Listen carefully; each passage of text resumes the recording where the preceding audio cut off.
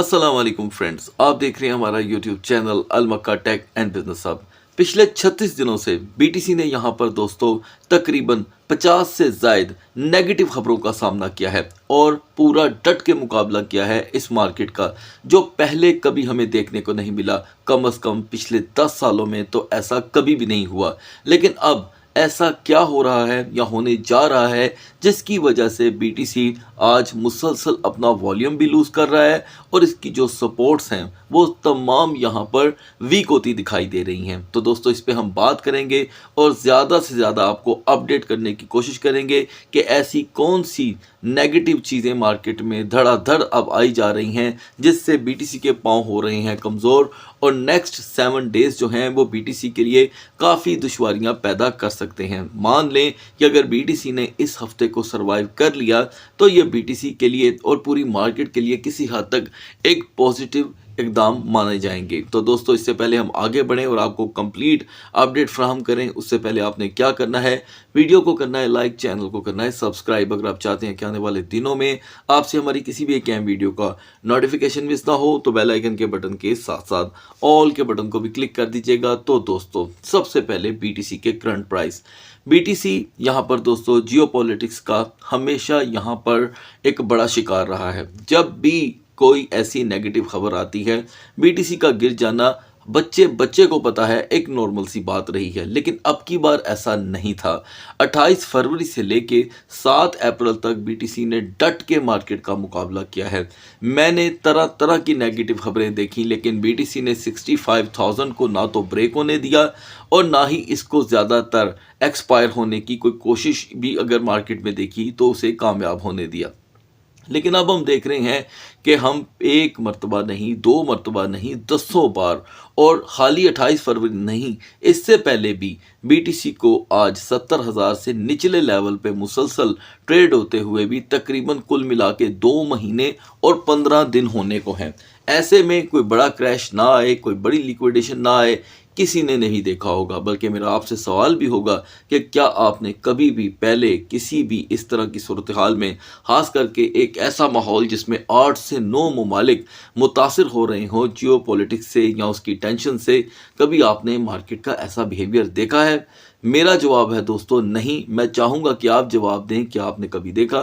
तो लिहाजा दोस्तों अब ऐसा क्या हुआ कि आज के दिन बीटीसी अपनी जगह से हिल चुका है, क्योंकि कमोडिटीज़ ने तो इसकी सज़ा पहले से ही पाली है।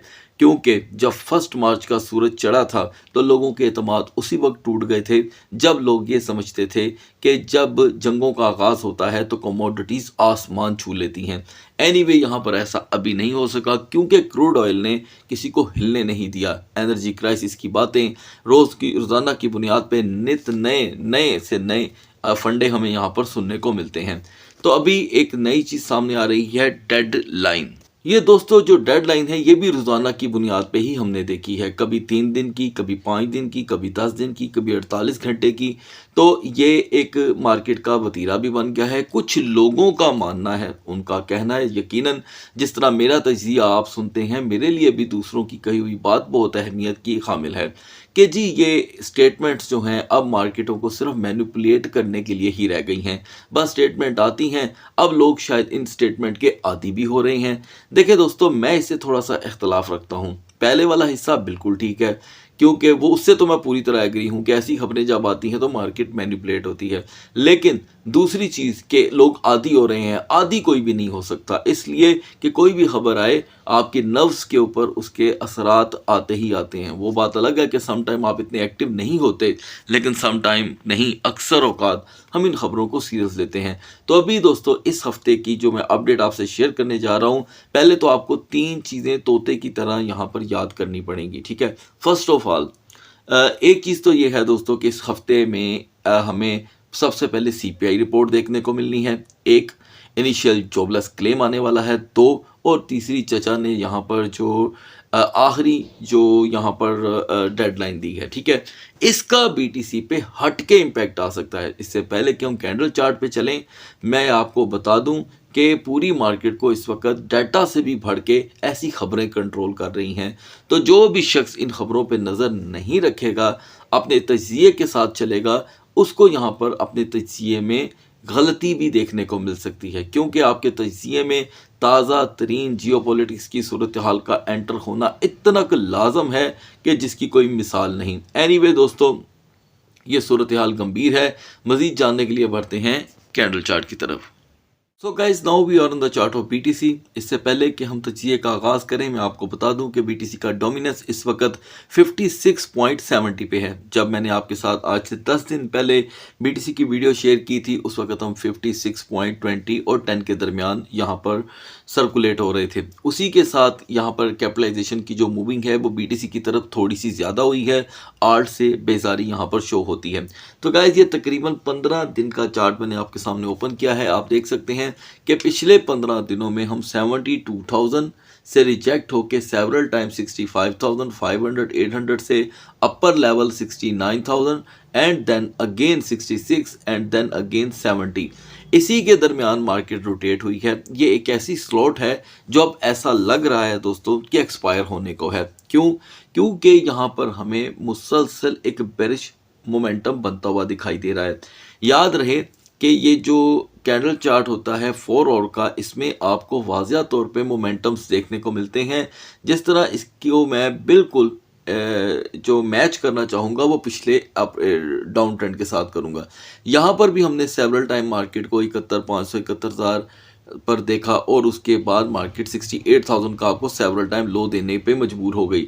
अभी भी हमें बीटीसी में दोस्तों 68,000 68,500 पे कोई सपोर्ट नहीं मिल रही। अब यहाँ पर आगे बढ़ने से पहले मैं कुछ जियोपॉलिटिक्स से जुड़ी टेंशन्स आपको बता दूँ। देखिए गाइस, इससे पहले कभी भी ये जो इस वक्त गल्फ में टेंशन चल रही है वो इतनी संगीन शक्ल नहीं इख्तियार की थी जो अब हो रही है।